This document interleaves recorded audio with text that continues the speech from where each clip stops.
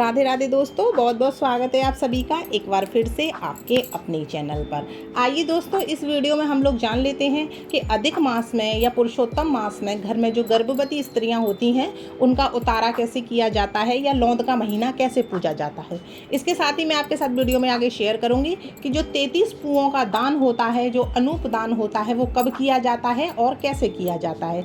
तो बिल्कुल वीडियो में आगे जुड़े रहिएगा। उससे पहले वीडियो लाइक कर दीजिए और चैनल को अपना समझकर सब्सक्राइब भी कर लीजिए। सबसे पहले बात करते हैं लौंद का महीना पूजने की। तो देखिए, जैसे कि अधिक मास चल ही रहा है, पुरुषोत्तम मास चल रहा है, तो घर में जो माँ बनने वाली होती हैं या जो स्त्रियां हमारे घर में गर्भवती हैं या जो गाय हैं, भैंस हैं, वो गर्भवती हैं। इसके अलावा घर में अगर बकरी है या कोई और जानवर हैं वो गर्भवती हैं, तो देखिए उनका उतारा किया जाता है अधिक मास, पुरुषोत्तम मास या लौंद के महीने में।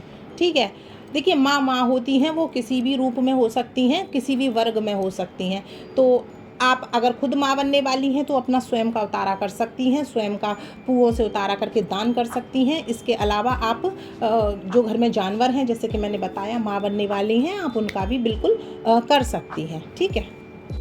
सबसे पहला नियम है, आपको ये गर्भवती माता का उतारा कब करना है या उनका लौंद का महीना कब पूजना है। तो ये पूजना है आपको एकादशी से लेकर के अमावस्या के बीच में, यानी कि लौंद के महीने में, पुरुषोत्तम मास में, अधिक मास में आपको एकादशी से लेकर के अमावस्या के बीच के जो दिन हैं दोस्तों, आप उनमें ये उतारा कर सकती हैं या लौंद का महीना देखिए पूज सकती हैं। ठीक है।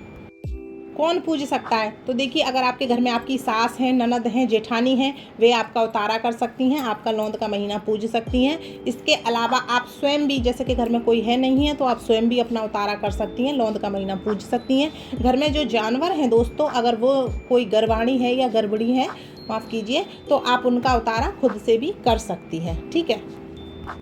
सबसे पहले आपको क्या करना है, गेहूं का आटा और गुड़ लेकर के रसोई को पवित्र कर लीजिए, साफ कर लीजिए और गेहूं के आटे और गुड़ को मिला करके पुए बना लीजिए। जो मीठा पुआ बनाया जाता है दोस्तों, आप वो मीठा पुआ बना सकते हैं। संख्या 11 रख लीजिए, 7 रख लीजिए, 21 रख लीजिए या 33 रख लीजिए, जितने भी आप रखने चाहें आप उन पुओं को देखिए बना लीजिए।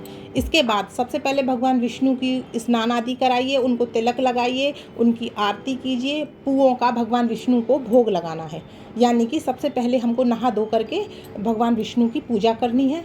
उसके बाद जो माँ बनने वाली हैं दोस्तों, उनको अपने घर के मंदिर में ही देखिए बिठा लीजिए या किसी चौके पर उनको बिठा लीजिए और बिठा करके जो पुए हैं आपके पास, पहले उन पुओं को हल्दी, कुमकुम, चावल इत्यादि से उनका पूजन कीजिए। भगवान विष्णु के चरणों में आप उन्हें रख दीजिए और भगवान विष्णु के चरणों से उठा करके आप उनके सिर से लेकर पैर तक 7 बार उसे उतारिए। ठीक है। ये काम आप सूर्य उदय होने से पहले कर लीजिए, सुबह में कर लीजिए, तो ये बहुत ही उत्तम माना जाता है। इसके अलावा आप चाहें तो देखिए दोपहर में भी कर सकती हैं, लेकिन सुबह ज़्यादा बढ़िया रहेगा। ये करने के बाद आप उसमें से कुछ पुए, यानी कि 2, 4, 5 पुए जिनकी आप उतारा कर रही हैं, उनकी झोली में भी रख दीजिएगा, जो कि भगवान का प्रसाद स्वरूप होगा। और वो पुओं का उतारा करने के बाद आपको ये पुए गाय को दान में दे देने हैं या ब्राह्मण को दान में दे देने हैं। अगर आप किसी जानवर का, जब मान लीजिए गाय है घर में, गर्भ से है, तो आप उसका लौंद का महीना पूजिए। भैंस है तो उसका भी पूजिए। बकरी है, मान लीजिए आजकल लोग कुत्ते भी पाल लेते हैं घर में, छोटी सी डॉगी है आपकी, कुतिया है, वो भी माँ अगर बनने वाली है, मैंने कहा माँ होती हैं, किसी भी वर्ग से हो, तो देखिए उनका जब आप उतारा करेंगी तो आप मीठे की संख्या थोड़ी कम रखिएगा।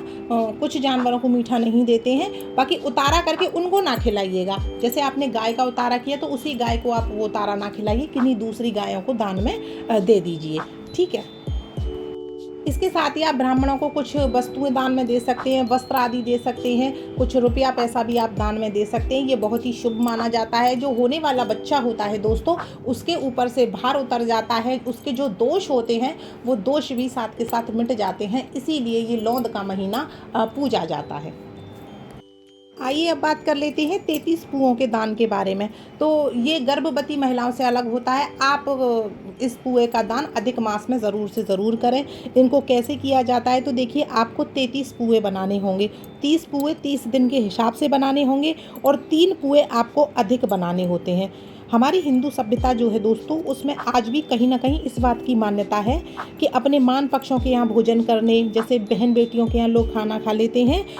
दूसरा देखिए, सूतक पातक, जैसे कि किसी के घर में मृत्यु हो गई है या बच्चा हुआ है तो उसको यहाँ सोभर माना जाता है। तो देखिए, हमने जैसे उसके यहाँ गलती से भोजन कर लिया, जैसे अपने गुरुजी के यहाँ हमने बिना आज्ञा के ऐसे भोजन कर लिया, तो वो दोषपूर्ण माने जाते हैं। तो उन दोषों के निवारण के लिए वो 3 पुए विशेष रूप से रखे जाते हैं, जिनको कि 33 पुए कहा जाता है, और उनका दान करने से इन दोषों का निवारण हो जाता है। तो आप एकादशी से लेकर अमावस्या के बीच में इस अधिक मास में किसी भी दिन 33 पुए बना लीजिए, या 5 या 11 ऋतु फल, जो कि मौसम का महीना है या मौसम है उस हिसाब से जो फल बाज़ार में मिलते हैं वो आप ले लीजिए। या फिर देखिए, आप पुए नहीं बना सकती हैं तो आप उतने ही नग इमरती या जलेबी आदि ले लीजिए, और उसका भगवान विष्णु का नाम जाप करते हुए भगवान विष्णु की पहले आप पूजा अर्चना कर लीजिए, और उसके बाद इन पुओं का दान आप ब्राह्मण को कर दीजिए, कोई दक्षिणा रख करके। या फिर देखिए, अगर आप ब्राह्मण को नहीं देना चाहते हैं तो आप गाय को दे दीजिए, और जो गाय पालक है उनको उस दक्षिणा को दे दीजिए। तो ऐसा करने से भी दोस्तों इस दान का बहुत ही ज़्यादा महत्व होता है और हमें बहुत ही ज़्यादा फल मिलता है। उसके साथ ही अगर आपके कोई और सुझाव हैं, कोई और शिकायतें हैं, तो बिल्कुल आप मुझे कमेंट करके वीडियो में नीचे बता सकते हैं। मिलेंगे एक अगली वीडियो में, तब तक के लिए राधे राधे।